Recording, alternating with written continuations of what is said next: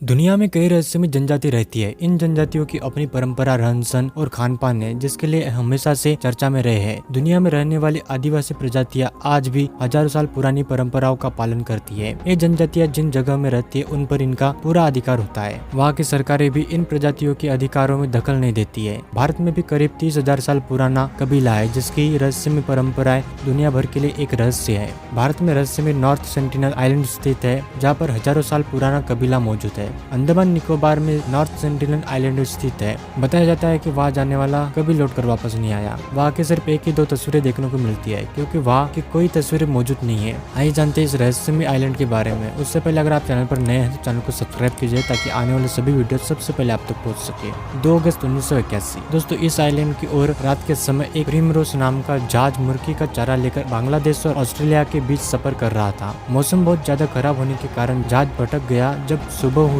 तो पता चला कि जहाज एक चट्टान से टकराया है। कैप्टन को सामने एक बड़ा टापू दिखाई दे रहा था। जमीन देखकर जहाज के कैप्टन को हिम्मत मिली और इस टापू पर मीलों लंबा बीच था। जहाज टापू से नजदीक था, लेकिन समुद्री लहरें बहुत तेज थी। ऐसे में लाइफ बोट उतारना मुश्किल था। कैप्टन ने फैसला किया कि जहाज पर रुककर मदद का इंतजार करेंगे, क्योंकि जहाज के डूबने जैसा कोई खतरा नहीं था। कुछ दिन ऐसे निकले। एक दिन जहाज के टावर पर खड़े सुरक्षा अधिकारी को कुछ लोग दिखाई दिए। उसने देखा कि जंगलों से कुछ लोग जहाज के नजदीक आ रहे हैं। पहली नजर में तो सुरक्षा अधिकारी को लगा कि शिपिंग कंपनी ने रेस्क्यू के लिए लोग भेजे होंगे, लेकिन जैसे जैसे ये लोग जहाज के नजदीक आए तो सुरक्षा अधिकारी ने उनको और गौर से देखा तो वो रेस्क्यू टीम के लोग नहीं थे। इनका कद छोटा था, शरीर ताकतवर और बाल घुंघराले थे। इनमें से किसी ने भी कपड़े नहीं पहने थे, सिवाय एक बेड़ जैसे चीज के जो उनके कमर में बंधी थी। इन लोगों के हाथों में तीर धनुष थे। उसी वक्त हांगकांग में रेजेंट शिपिंग कंपनी के ऑफिस फोन की घंटी बजी। फोन उठा, सामने से प्रिमरोज के कप्तान की घबराई हुई आवाज आई, जंगली लोग लकड़ी की नोक से हमला करने आ रहे हैं। ये हमारे जहाज पर चढ़ जाएंगे, कोई नहीं बचेगा, जल्दी से सेना भेजकर इन्हें भगाओ। इसके बाद कंपनी के ऑफिस में हंगामा मच गया। बात हांगकांग सरकार तक पहुंच गई। एक सरकारी प्रवक्ता ने कहा कि लगता है वो जहाज का कप्तान पागल हो गया है।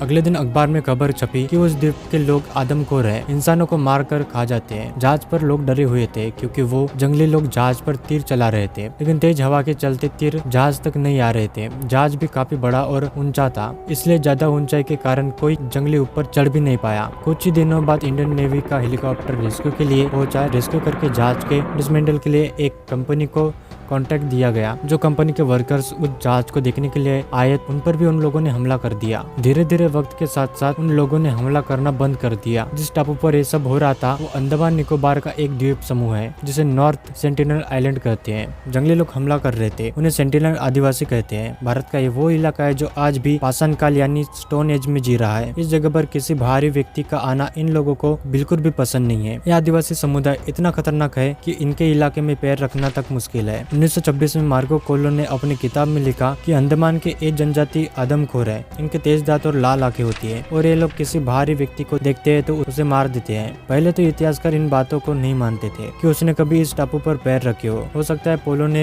जो भी लिखा हो वो सब सुनी सुनाई बातें थी। पूरी दुनिया में नॉर्थ सेंटिनल आइलैंड पहला आधिकारिक जिक्र 1771 में मिलता है, जब ईस्ट इंडिया कंपनी का एक जहाज सर्वे के लिए यहाँ पहुंचा था। इन लोगों ने टापू पर आग जली देखी, लेकिन वहाँ उतरे नहीं। आधुनिक मनुष्य का पैर इस आइलैंड पर 1867 में पड़ा था। उस वक्त एक मालवाहक जहाज उस द्वीप के किनारे क्रैश हो गया था। जहाज से 86 लोग द्वीप पर उतरे। उन्हें इस द्वीप के बारे में ज्यादा जानकारी नहीं थी। एक दिन ये लोग द्वीप पर नाश्ता कर रहे थे, तभी अचानक आदिवासियों ने इन पर हमला कर दिया। बड़ी मुश्किल से ये लोग जहाज की ओर भागे और कुछ देर बाद जहाज ने इन्हें रेस्क्यू किया। इन आदिवासियों और आधुनिक मनुष्यों का पहला कॉन्टेक्ट 1880 में हुआ था। रॉयल नेवी के अफसर मॉरिस पोर्टमैन अपने सशस्त्र टुकड़ी को लेकर नॉर्थ सेंटिनल आइलैंड पहुंचे। 9 दिनों की खोज के बाद इन्हें एक बूढ़ा आदमी, एक औरत और कुछ बच्चे मिले, जिन्हें ये पकड़कर अपने साथ पोर्ट ब्लेयर ले आए। आदमी और औरत 10 दिन बाद मर गए। बच्चों को भी तबीयत खराब होने लगी, तो पोर्टमैन ने इन्हें सेंटिनल आइलैंड छोड़ दिया। इसके बाद अंग्रेजों ने इस आइलैंड के लोगों से कांटेक्ट करने की कभी कोशिश नहीं की। 1896 में काले पानी की सजा से भागकर एक कैदी इस आइलैंड तक आ पहुंचा था। कुछ दिनों बाद सेना की एक टुकड़ी कैदी को ढूंढते हुए इस आइलैंड पर आई, तो उन्हें उस कैदी की लाश मिली, जिस पर तीर के निशान थे और गला कटा हुआ था। बाद लगभग 70 साल तक कोई भी इंसान इस आइलैंड पर नहीं गया। भारत के आजाद होने के बाद भी भारत सरकार की तरफ से भी आइलैंड के लोगों से कांटेक्ट करने की कोशिश नहीं की गई।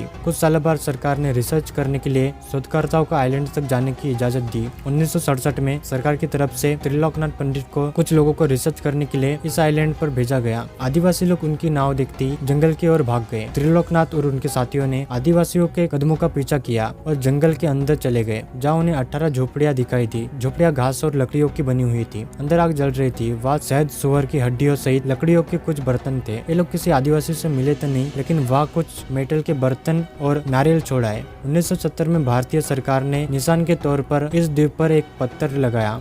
इसमें लिखा था कि ये द्वीप भारत का एक हिस्सा है। जब पूरे दुनिया में इस आइलैंड की चर्चा हुई तो 1974 में नेशनल जियोग्राफी की एक टीम डॉक्यूमेंट्री बनाने के लिए इस आइलैंड पर आए। दुनिया में जब भी पहली बार किसी अनछुई जनजाति से कांटेक्ट किया जाता है तो उनसे इशारों में बात करने की कोशिश करते हैं, और यही तरीका आजमाने के लिए नेशनल जियोग्राफी की टीम इस आइलैंड पर पहुंचे तो आदिवासी ने उन पर भी तीर चलाना शुरू कर दिया। एक तीर सीधा डायरेक्टर के ऊपर लगा। टीम वापस टापू के किनारे लौट गए। इन्होंने यहाँ कुछ गिफ्ट छोड़े। गिफ्ट में एक सुअर, कुछ नारियल, कुछ बर्तन, एक प्लास्टिक की कार और एक गुड़िया रखी, ये देखने के लिए कि इस आइलैंड के लोग कैसा रिएक्ट करते हैं। कुछ देर बाद आदिवासियों ने नारियल और बर्तन तो ले लिए, लेकिन सुअर को मारकर जमीन में गाड़ दिया। साथ ही कार और गुड़िया को भी गाड़ दिया। इन आदिवासियों से आखिरी बार कांटेक्ट साल 1999 में हुआ। उस वक्त त्रिलोकनाथ पंडित अपने साथ मधुमाला चट्टोपाध्याय सहित एंथोलॉजिस्ट की एक टीम लेके इस द्वीप पर पहुंचे थे। जब मधुबाला इस द्वीप के लोगों को तोहफे के रूप में नारियल दे रहे थे, तभी एक आदिवासी पुरुष ने मधुबाला की ओर तीर तांग दिया। उसी वक्त एक आदिवासी महिला ने पुरुष को धक्का देकर तीर चलाने से रोक दिया। इस दौरान कुछ आदिवासियों ने नारियल तो हाथों से भी लिए। इसके बाद कई बार इन लोगों से कांटेक्ट करने की कोशिश की गई। 1996 में पूरी तरह से प्रतिबंध लगा दिया गया। 2004 में जब सुनामी आई थी, इसके बाद सरकार ने इस आइलैंड का हवाई मुआयना भी किया, जिसमें पता चला कि ये लोग सुनामी से बच गए थे। सरकार की तरफ से कुछ खाने की चीजें भी गिराई गई थी। इस आइलैंड के लोग आखिरी बार साल 2018 में खबरों में आए थे, जब एक ईसाई मिशनरी ने इन लोगों से मिलने की कोशिश की। 15 नवंबर 2018 को जॉन एलन चाउ नाम का एक अमेरिकन नागरिक गैर कानूनी तरीके से इस आइलैंड में पहुंचकर आदिवासियों से कांटेक्ट करने की कोशिश कर रहा था। चाउ ने 2 बार आदिवासियों को गिफ्ट देकर और ईश्वर के गीत गाकर इन लोगों से